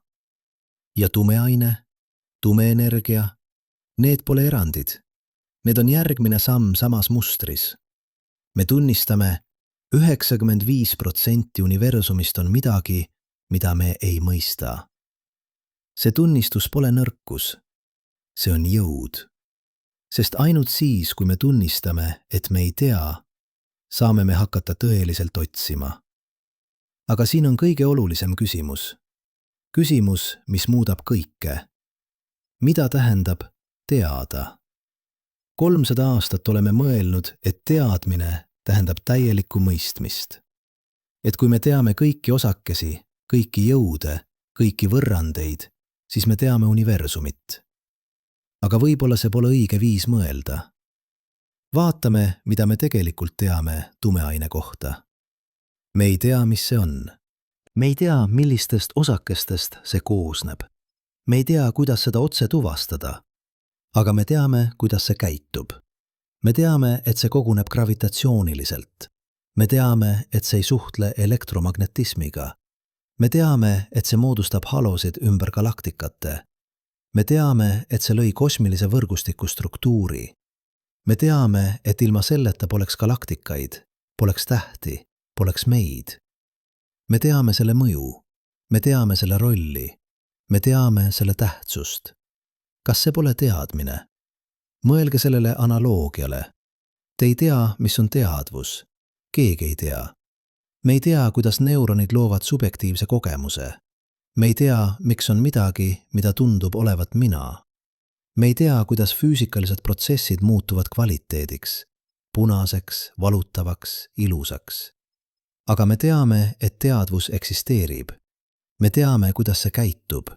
Me teame, millised ajupiirkonnad on seotud milliste kogemustega. Me teame, kuidas kahjustused mõjutavad teadvust. Me teame, kuidas ravimid muudavad seda. Me ei mõista teadvust fundamentaalsel tasemel. Aga me teame sellest palju. Tumeaine on sarnane. Me ei mõista seda fundamentaalsel tasemel, aga me teame sellest palju. Ja me õpime rohkem iga päevaga. Ja siin on veel midagi. Võib-olla fundamentaalne mõistmine on illusioon. Võib-olla pole olemas lõplikku selgitust. Võib-olla iga vastus toob kaasa uued küsimused. Miks prooton on täpselt 1883 korda raskem kui elektron? Me ei tea. See on lihtsalt mõõdetud fakt. Me saame luua teooriaid, Higgsi väli, kvargid, tugevad tuumajõud, aga lõpuks jõuame alati punkti, kus me ütleme, see on lihtsalt nii. Miks valguse kiirus on täpselt 2,997 9 korda 10 astmes 8 meetrit sekundis? Me ei tea. See on lihtsalt konstant. Fundamentaalne omadus universumist. Miks on 4 fundamentaalset jõudu, mitte 3 või 5? Me ei tea. Iga selgitus põhineb millegi peal, mida me ei selgita. Iga teooria eeldab midagi, mida me võtame antuna. Alati on kiht, kus me ütleme, see on lihtsalt nii, kuidas universum on. Tume aine ja tume energia on lihtsalt uued kihid. Uued, see on lihtsalt nii. Ja võib-olla, see on radikaalne mõte. Võib-olla, need on fundamentaalsemad kihid kui aatomid või kvargid. Võib-olla tume aine pole midagi, mis koosneb millestki muust. Võib-olla see on põhiline, fundamentaalne, nagu ruum, nagu aeg, nagu gravitatsioon. Ja kui see on tõsi, siis küsimus, mis on tume aine, on sama mõttetu kui küsimus, mis on ruum või mis on aeg. Need pole asjad, mis koosnevad millestki muust. Need on fundamentaalsed kategooriad, põhilised kihid reaalsusest. Ja me ei pea neid mõistma selles mõttes, et taandame need millelegi lihtsamale. Me peame lihtsalt õppima, kuidas nad käituvad, kuidas nad suhtlevad, kuidas nad mõjutavad kõike muud. Ja seda me teeme, edukalt. Aga nüüd tuleb veel sügavam küsimus. Miks universum on selline, nagu ta on? Miks need konstandid? Miks need jõud? Miks need osakesed? Kui prootoni mass oleks ainult 0,5% suurem, ei saaks aatomid eksisteerida. Kui elektromagnetism oleks 2% tugevam, ei saaks tähed põleda. Kui tume energia oleks 10 korda suurem, ei oleks galaktikad kunagi moodustunud. Universum on hämmastavalt täpselt häälestatud elu jaoks. Täpselt häälestatud meie jaoks. Miks? On 3 võimalikku vastust. esimene, juhus, lihtsalt vedas. Konstandid on sellised, nagu nad on, ilma põhjuseta. Ja me oleme siin, sest kui nad oleksid erinevad, me ei oleks siin, et küsida. See on antropne printsiip ja see on loogiline, aga see ei tundu rahuldav. See on nagu öelda, miks ma võitsin loteriis, sest keegi pidi võitma. Tehniliselt tõsi, aga ei selgita midagi. Teine vastus, multiversum. On lõpmatu arv universumeid, igaühel oma konstandid. Enamikus neist pole elu võimalik, aga mõnes, nagu meie omas, on konstandid täpselt õiged. Ja me oleme siin, sest me saame eksisteerida ainult selles tüüpi universumis. See on elegantne, see selgitab häälestust ilma vajaduseta eeldada disaini. Aga see on ka testimatu, võib-olla igavesti testimatu. Kolmas vastus, disain. Keegi või midagi seadis konstandid. Keegi või midagi lõi universumi täpselt sellisena, et elu oleks võimalik. See on vana vastus, jumalik disain. Aga teaduses see ei tööta, sest see ei selgita midagi. See lihtsalt lükkab küsimuse edasi, kes lõi disaineri. Seega me ei tea. Me tõesti ei tea, miks universum on selline, nagu ta on. Aga siin on asi, me ei pea teadma. Mitte selleks, et teha teadust, mitte selleks, et õppida, mitte selleks, et avastada. Teadus ei vaja lõplikke vastuseid.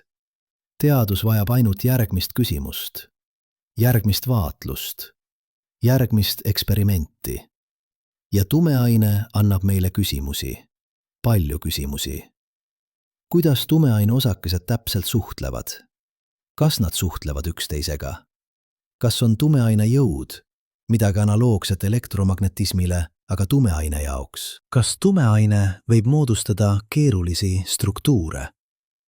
Tumeaine molekule, tumeaine objekte. Kas tumeaine on seotud tumeenergiaga? Kas need on kaks aspekti samast nähtusest? Kas tumeaine on seotud gravitatsiooniga fundamentaalsemal viisil, kui me mõistame? Kas gravitatsioon ise on midagi muud, kui me arvame? Iga küsimus viib uute küsimusteni.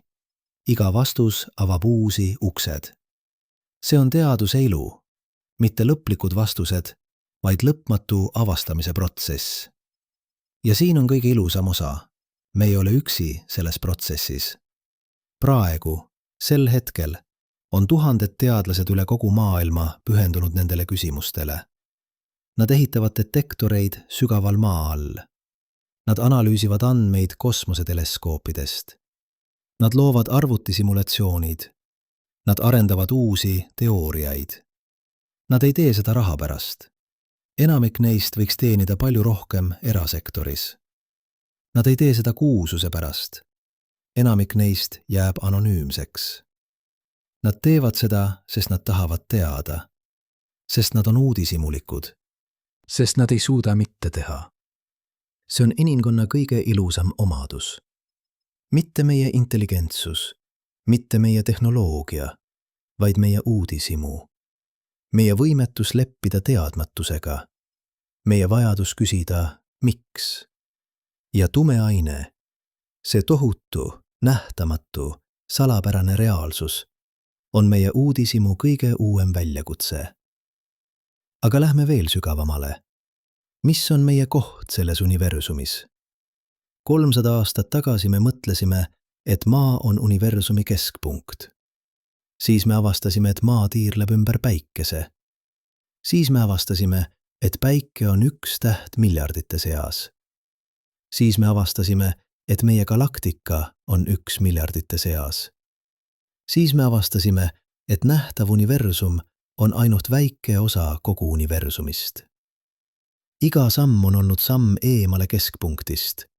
Iga avastus on näidanud meile, kui väikesed me oleme, kui ebaolulised, kui juhuslikud. See on kosmilise alanduse narratiiv. Ja see on võimas narratiiv. See on õpetanud meile alandlikkust. See on näidanud meile, et universum ei keerle meie ümber. Aga see pole kogu lugu. Sest siin on asi. Me oleme väikesed, uskumatult väikesed, aga me oleme ka uskumatult haruldased. Mõelge sellele. Kogu universum, kõik need miljardid galaktikaid, kõik need triljonid tähed on peamiselt tühi ruum. Külm, pime, elutu. Elu, isegi lihtsaim elu, on uskumatult haruldane. Me ei tea, kui haruldane. Võib-olla on miljoneid tsivilisatsioone.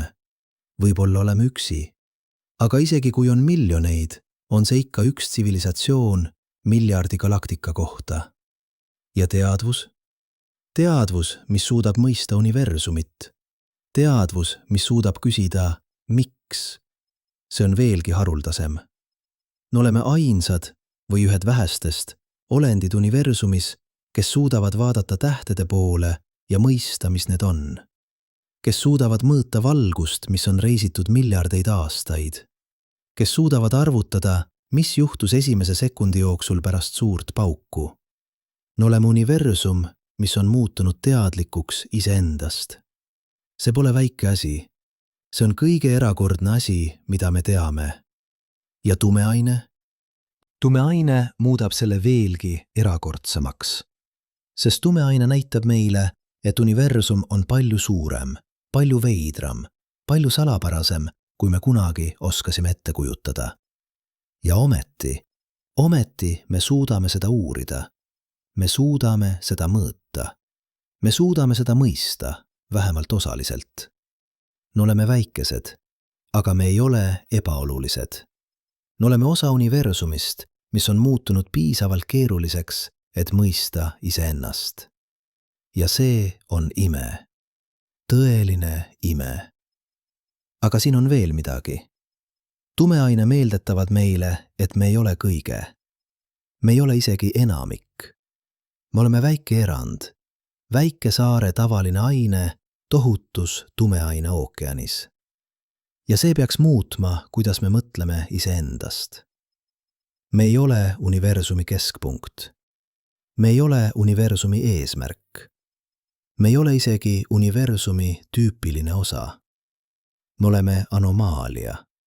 Ilus anomaalia, aga anomaalia. Ja võib-olla see on hea. Võib-olla see on vabastav. Sest kui me ei ole keskpunkt, siis me ei pea kandma seda koormust. Me ei pea olema täiuslikud. Me ei pea olema igavesed. Me ei pea olema kõige. Me võime lihtsalt olla. Siin. Praegu. Sel hetkel. Väike saare teadvust tohutus nähtamatus ookeanis. Vaatamas ülesse. Imestamas. Küsimas. Ja võib-olla see ongi piisav. Võib-olla meie roll pole mõista kõike. Võib-olla meie roll on lihtsalt tunnistada. Tunnistada, et me oleme siin. Tunnistada, et universum on uskumatult suur. Tunnistada, et enamik sellest on meile igaveseks kättesaamatu. Ja ometi me proovime. Me ehitame teleskoope. Me loome teooriaid. Me küsime küsimusi. Mitte sellepärast, et me arvame, et me saame kõik vastused, vaid sellepärast, et me ei suuda mitte küsida. See on inimlik. Sügavalt inimlik. Ja tumeaine, see tohutu, nähtamatu, salapärane reaalsus on meie uudishimu kõige ilusam väljakutse. Sest tumeaine ütleb meile, universum on suurem, kui te oskate ette kujutada. Reaalsus on veidram, kui te oskate mõista. Ja ometi te võite õppida. Te võite avastada. Te võite imestada. Ja võib-olla imestus ongi vastus. Mitte lõplik vastus küsimusele, mis on tumeaine, vaid vastus küsimusele, mis on meie koht universumis. Me oleme need, kes imestavad, need, kes küsivad, need, kes ei lepi. Väikesed, haruldased, ajutised, aga teadlikud. Ja see on piisav. Praegu, sel hetkel, kui te neid sõnu kuulate, liigub teie kehast läbi 100 miljardit tumeaine osakest. Nad ei puuduta teid. Nad ei jäta jälge. Nad lihtsalt libisevad läbi, nagu te ei eksisteeriks. Aga te eksisteerite. Te olete siin. Teadlik, mõtlev, imestav. Ja see väike hetk teadvust tohutus nähtamatus universumis on kõige erakordne asi, mida me teame. Tumeaine on meeldetuletus. Meeldetuletus sellest, kui vähe me teame, kui väikesed me oleme, kui ajutised me oleme. Aga ka meeldetuletus sellest, kui eriline on see, et me oleme siin, et me saame küsida, et me saame imestada. Universum on täis saladusi. Alati on olnud, alati on olemas. Ja me, väikesed, haruldased, ajutised, me jätkame küsimist. Mitte sellepärast, et me arvame, et me saame kõik vastused, vaid sellepärast, et me ei suuda mitte küsida. Ja võib-olla see ongi piisav. Aga nüüd peame rääkima kõige raskemast osast. Mitte sellest, mida me teame, vaid sellest, mida me ei tea. Ja ma ei räägi lihtsalt tumeainest. Ma räägin millestki fundamentaalsemast. Millestki, mis puudutab kogu meie suhet reaalsusega. Sest siin on tõde, mida me harva tunnistame. Me ei tea, mis on reaalsus. Mitte me ei tea veel, vaid me ei tea, kas me saame kunagi teada. Mõelge sellele. Kogu teadus, kogu meie teadmine põhineb vaatlustel. Me vaatleme, me mõõdame, me loome mudeleid, me testime neid mudeleid ja kui mudelid töötavad, ütleme me mõistame.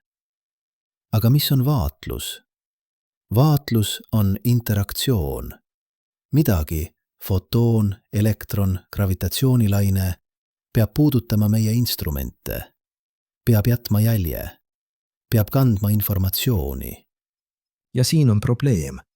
Kui midagi ei suhtle meie instrumentidega, kui see ei kiirga footoneid, ei painuta ruumi, ei mõjuta ühtegi välja, mida me tunneme, siis me ei saa seda vaadelda.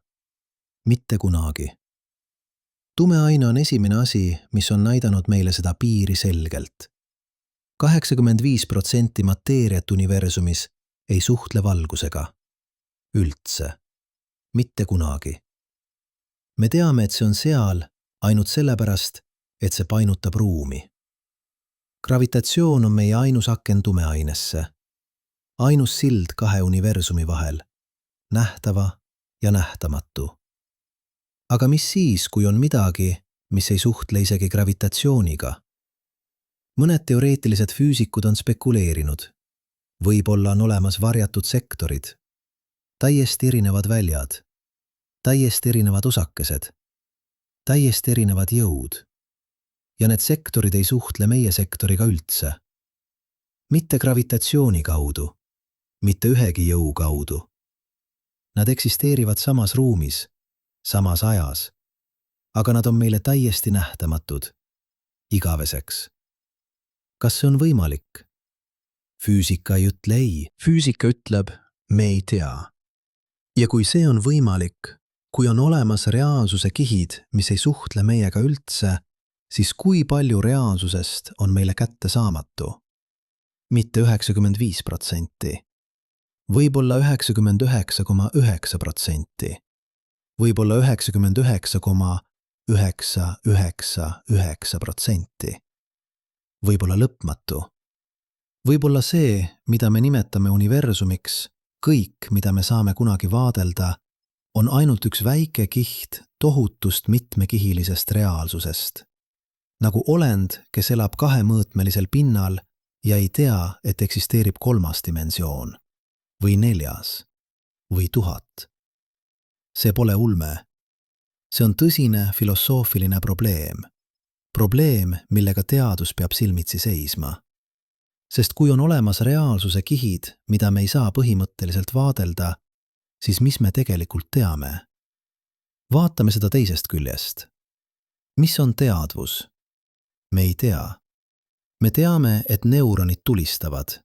Me teame, et ajupiirkonnad aktiveeruvad. Me teame, et teatud keemilised protsessid on seotud teatud kogemustega, aga me ei tea, miks on midagi, mida tundub olevat mina.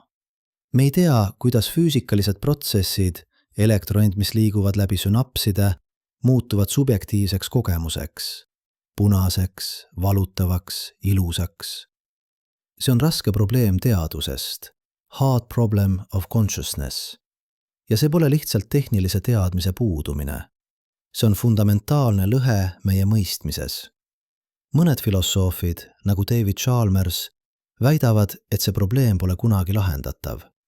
Mitte sellepärast, et me pole piisavalt nutikad, vaid sellepärast, et subjektiivne kogemus on fundamentaalselt erinev objektiivsest kirjeldusest. Te võite kirjeldada kõiki füüsikalisi protsesse, mis toimuvad, kui keegi näeb punast. Aga see kirjeldus ei sisalda kunagi seda, kuidas punane tundub.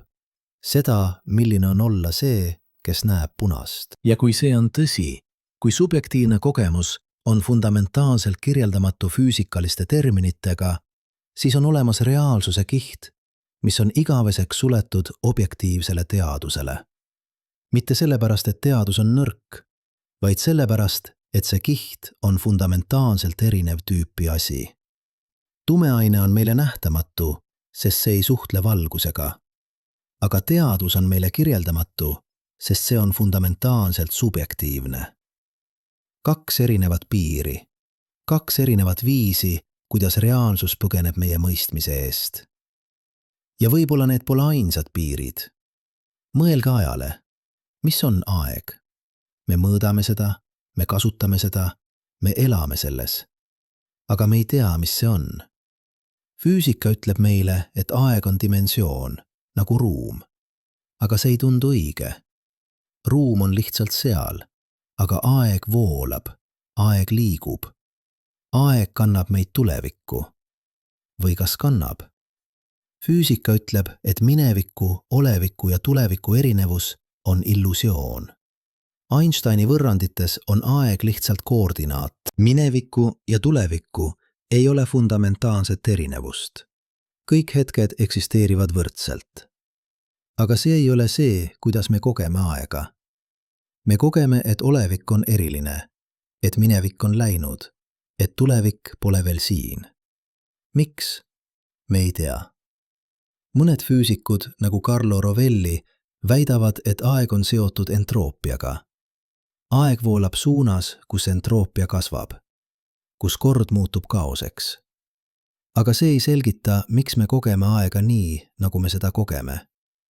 Miks on olemas praegu? Miks on olemas mina, kes kogeme seda hetke? Aeg jääb saladuseks, fundamentaalseks saladuseks. Ja siis on kvantmehaanika. Kvantmehaanika ütleb meile, et enne vaatlust pole osakestel kindlaid omadusi. Elektron pole siin ega seal. See on mõlemas kohas korraga. Superpositsioon. Alles siis, kui me vaatleme, kui me mõõdame, valib elektron ühe koha. Aga mis on vaatlus? Mis muudab vaatluse eriliseks? Me ei tea. Mõned tõlgendused, nagu Kopenhaageni tõlgendus, ütlevad, et vaatlus põhjustab lainefunktsiooni kokkuvarisemise. Aga mis on vaatlus? Kas see peab olema teadlik vaatlus? Kas masin võib vaadelda? Kas aatom võib vaadelda? Teised tõlgendused, nagu paljude maailmade tõlgendus, ütlevad, et kõik võimalused realiseeruvad. Iga kord, kui elektron valib, jaguneb universum. Ühes universumis on elektron siin, teises seal. Mõlemad universumid on võrdselt reaalsed. Aga me kogeme ainult ühte. Miks? Me ei tea. Kvantmehaanika töötab täiuslikult. Iga ennustus on kinnitatud. Iga eksperiment on õnnestunud. See on kõige täpsem teooria, mis meil kunagi on olnud. Aga me ei mõista, mida see tähendab. Me ei mõista, mis on reaalsus kvantmaailmas. Me ei mõista, mis on vaatlus. Me ei mõista, miks me kogeme ühte tulemust, kui teooria ütleb, et kõik tulemused on võrdselt reaalsed. 90 aastat pärast kvantmehaanika loomist oleme me ikka sama segaduses, kui Niels Bohr ja Werner Heisenberg olid 1927. aastal. Me teame, kuidas arvutada, aga me ei tea, mis toimub. Ja siis on kõige sügavam küsimus. Miks on midagi, mitte midagi? Miks eksisteerib universum? Mõned füüsikud, nagu Stephen Hawking ja Lawrence Krauss, on püüdnud vastata. Nad ütlevad, kvantvälja fluktuatsioonid. Tühi ruum pole stabiilne. Seal tekivad pidevalt osakesed ja antiosakesed. Ja võib-olla kogu universum on lihtsalt üks suur fluktuatsioon. Aga see ei vasta küsimusele. See lükkab selle edasi. Miks on kvantväli? Miks on need seadused? Miks on midagi, mis võib fluktueeruda? Teised ütlevad multiversum. On lõpmatu arv universumeid, igaüks oma seadustega. Ja me oleme selles, kus seadused lubavad meil eksisteerida. Aga see ei vasta küsimusele. Miks on multiversum? Miks on midagi, mis võib luua universumeid? Filosoofid on maadelnud selle küsimusega 1000 aastaid. Leibniz nimetas seda esmaseks küsimuseks metafüüsikas. Heidegger nimetas seda fundamentaalseks küsimuseks. Ja me ei ole lähemale vastusele, kui Leibniz oli 300 aastat tagasi. Võib-olla pole vastust. Võib-olla küsimus ise on valesti esitatud. Võib-olla miks eeldab põhjust, aga eksistents ei vaja põhjust. Või võib-olla vastus on nii fundamentaalselt erinev meie mõtlemisviisist, et me ei suuda seda isegi mõista. Nagu püüda selgitada värvust kurdile või püüda selgitada 3. dimensiooni kahemõõtmelisele olendile. Võib-olla on olemas mõistmise tasemed, mis on meile igaveseks kättesaamatud. Ja nüüd tuleme tagasi tumeaine juurde. Sest tumeaine pole lihtsalt veel üks teaduslik probleem. Tumeaine on sümbol. Sümbol sellest, kui palju me ei tea. Sümbol sellest, kui palju on meile kättesaamatu. Sümbol sellest, et universum on palju suurem, palju veidram, palju salapärasem, kui me kunagi oskasime ette kujutada. 300 aastat tagasi me mõtlesime, et universum on mõistetav. Et kui me oleme piisavalt nutikad, piisavalt kannatlikud, piisavalt täpsed, siis me saame mõista kõike. Aga nüüd me teame, ei. 85% mateeriat on meile nähtamatu. 68% energiast on meile mõistetamatu. Suurem osa universumist on väljaspool meie vaatlushorisonti. Võib-olla on lõpmatu arv teisi universumeid. Teadvus on kirjeldamatu. Aeg on mõistetamatu. Kvantmehaanika on tõlgendamatu. Eksistents ise on seletamatu. Iga suund, kuhu me vaatame, leiame piire. Mitte ajutisi piire, fundamentaalseid piire. Ja see peaks muutma kõike. See peaks muutma, kuidas me mõtleme teadusest, kuidas me mõtleme teadmisest, kuidas me mõtleme tõest. Sest kui enamik reaalsusest on meile kättesaamatu, siis mis tähendab teada? Aga siin on asi, ja see on kõige olulisem asi, mida ma tahan öelda. See pole põhjus loobuda. See on põhjus jätkata. Sest vaatamata kõigile nendele piiridele, kõigile nendele saladusele, kõigile nendele kättesaamatutele kihtidele, me oleme õppinud uskumatult palju. Me teame, et universum on 13,8 miljardit aastat vana. Me teame, kuidas tähed sünnivad ja surevad. Me teame, kuidas galaktikad moodustuvad. Me teame, et tume aine loob kosmilise võrgustiku. Me teame, et tume energia kiirendab paisumist. Me ei tea, mis tume aine on, aga me teame, kuidas see käitub. Me ei tea, mis teadvus on, aga me teame, millised ajupiirkonnad on seotud milliste kogemustega. Me ei tea, mis aeg on, aga me teame, kuidas see käitub relatiivsusteooria võrrandites. Me ei tea, miks universum eksisteerib, aga me teame, kuidas see arenes esimesest sekundist tänapäevani.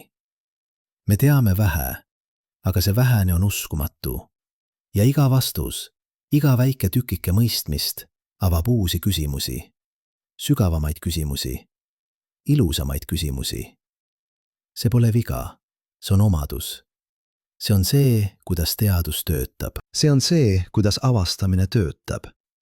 Me ei liigu lõpliku tõe poole.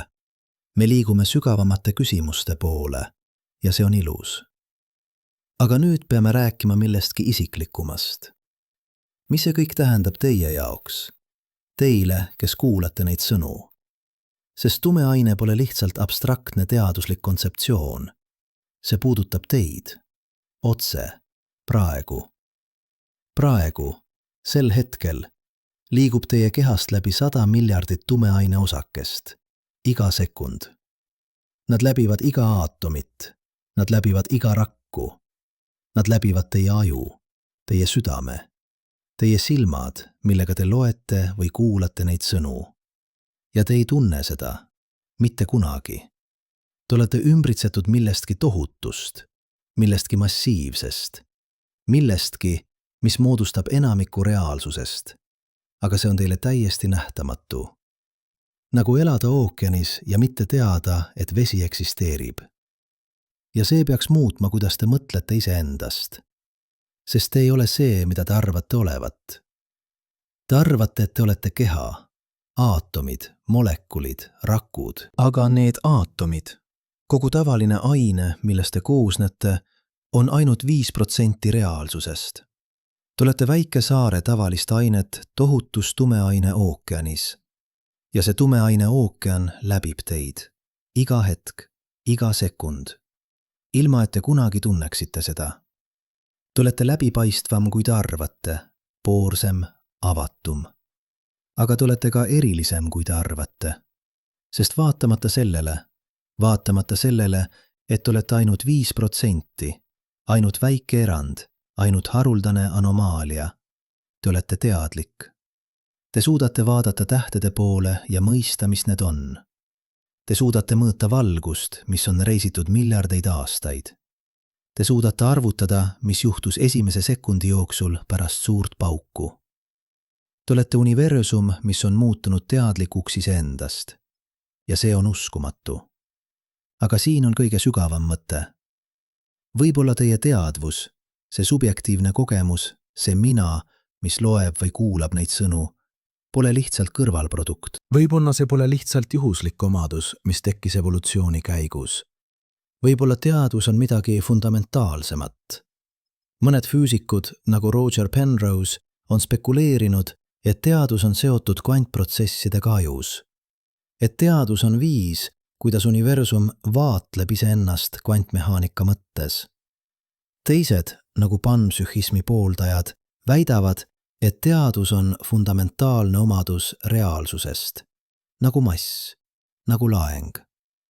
Iga osake omab mingit primitiivset kogemust. Ja meie teadvus on lihtsalt keeruline kombinatsioon nendest primitiivsetest kogemustest. Need on spekulatsioonid, radikaalsed spekulatsioonid. Enamik teadlasi ei võta neid tõsiselt, aga punkt on, me ei tea. Me tõesti ei tea, mis teadvus on. Me ei tea, kuidas see on seotud füüsikalise reaalsusega. Ja võib-olla, see on kõige radikaalsem mõte, võib-olla teadvus on sild. Sild nähtava ja nähtamatu vahel. Sild selle 5% ja selle 95% vahel. Võib-olla teie kogemus, see subjektiivne, kirjeldamatu, fundamentaalselt privaatne kogemus, on viis, kuidas universum kogeme iseennast. Mitte lihtsalt mõõdab, mitte lihtsalt arvutab, vaid kogeme. Ja kui see on tõsi, siis te ei ole lihtsalt väike erand. Te ei ole lihtsalt haruldane anomaalia. Te olete osa millestki sügavamast. Millestki, mida me ei mõista. Millestki, mis ühendab teadvust ja reaalsust viisil, mida me pole veel avastanud. Aga ma ei taha lõpetada spekulatsioonidega. Ma tahan lõpetada millegi konkreetsega. Millegi, mida te saate teha. Praegu. Täna. Minge välja öösel. Vaadake tähtede poole. Iga täht, mida te näete, on ümbritsetud tumeaine halost. Tohutu nähtamatu sfääri, mis on 5–10 korda massiivsem kui täht ise. Iga galaktika, mida te näete, kui te vaatate läbi teleskoobi, on manduv tohutus tumeaine struktuuris. Nähtamatu võrgustik, mis hoiab kõike koos. Ja kogu see ruum teie ja nende tähtede vahel, see näiliselt tühi ruum, on täidetud tumeenergiaga. Nähtamatu väli, mis lükkab kõike lahku. Te ei näe seda mitte kunagi, aga see on seal. Ja kui te mõtlete sellele, kui te tõesti mõtlete sellele, peaks see muutma, kuidas te tunnete. Mitte hirmunuks, mitte väikseks, vaid imestavaks. Sest te olete osa millestki uskumatust, millestki tohutust, millestki, mis ületab kõike, mida te saate ette kujutada. Te olete väike saare teadvust tohutus nähtamatus ookeanis, aga te olete teadlik ja see on piisav.